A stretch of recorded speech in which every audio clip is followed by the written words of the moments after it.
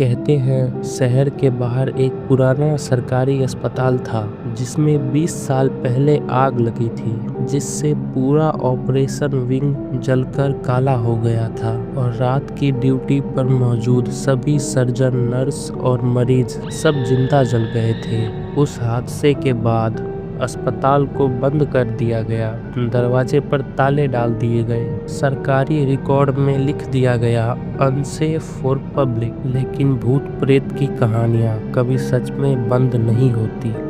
4 दोस्त आदित्य, विक्रम, समीर और रजत यूट्यूब पर हॉरर एक्सप्लोरेशन चैनल चलाते थे। उन्हें सब कुछ मजाक लगता था जब तक उन्होंने हॉस्पिटल 47 के बारे में नहीं सुना था। एक दिन रात के 11 बजे विक्रम ने कहा, चल ना यार, उस पुराने अस्पताल में चलते हैं, कुछ मिला तो वायरल हो जाएंगे। बाकी 3 दोस्त ने इस बात पर हंस दिया।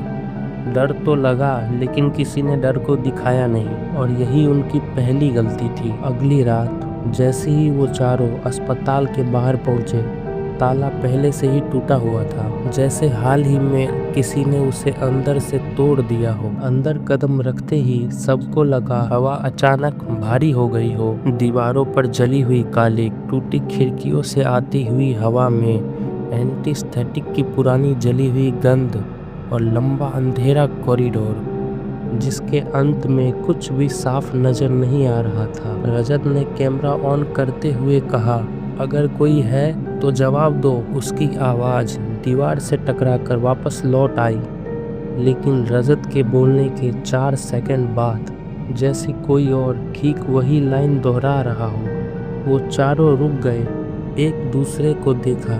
किसी ने कुछ नहीं कहा पर सब समझ गए कि ये कोई और था।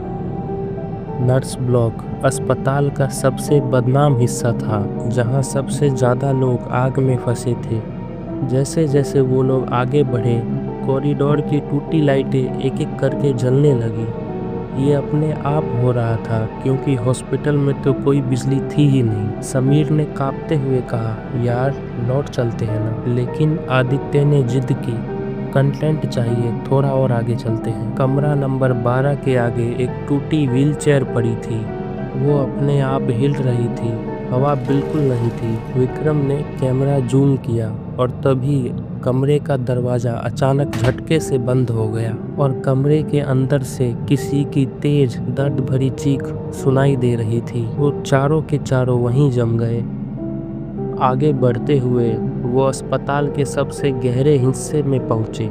जला हुआ ऑपरेशन थिएटर, दीवारों पर काले धब्बे, टेढ़े उपकरण, पिघली हुई स्टील की टेबलें और बीच में एक स्ट्रेचर जिस पर जले हुए कपड़े चिपके हुए थे। आदित्य ने स्ट्रेचर को छूने की कोशिश की, लेकिन उसी समय उसके हाथ पर किसी ने बर्फ जैसी ठंडी पकड़ बना ली। किसी इंसान की पकड़ नहीं थी वो, उसकी उंगलियां बहुत लंबी थी, बहुत पतली थी। आदित्य जोर से चिल्लाया और पीछे हट गया। तभी कमरे के कोने में एक आकृति दिखाई देती है, जली हुई नर्स, जिसका चेहरा काला पड़ चुका था और आंखों की जगह काले धसे हुए गड्ढे थे। नर्स धीरे धीरे उनकी तरफ बढ़ रही थी। हर कदम पर उसके हड्डियों के टूटने की आवाज आ रही थी। नर्स आगे बढ़ते हुए बोली, लेकिन उसकी आवाज मानव जैसी नहीं थी। उसकी आवाज कई आवाजों का मिश्रण लग रहा था, जैसे अस्पताल में मरे हुए सभी लोगों की चीखें। नर्स फिर से बोली, तुम लोग यहाँ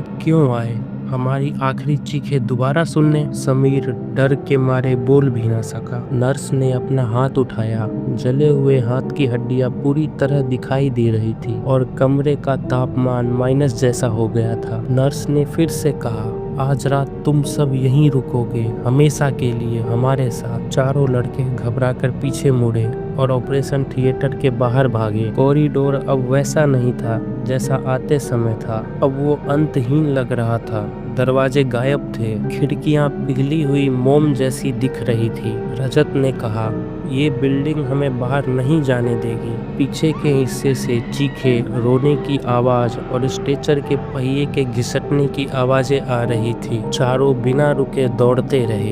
एक कोने में उन्हें एक दरवाजा दिखा जिस पर लिखा हुआ था मुर्दा घर। विक्रम चिल्लाया, यहाँ नहीं जाना चाहिए। पीछे से आती आवाजों ने उन्हें मजबूर कर दिया। वो अंदर चले गए। अंदर बहुत सारी स्टोर की हुई बॉडी के ट्रे रखे हुए थे, लेकिन हर ट्रे धीरे धीरे हिल रही थी। अचानक से ट्रे एक एक करके बाहर निकलने लगी, जैसे कोई अंदर से धक्का दे रहा हो, और फिर हर ट्रे में पड़े शव उन चारों दोस्तों को घूरने लगे। अस्पताल की सारी लाइटें एक साथ बंद हो गई।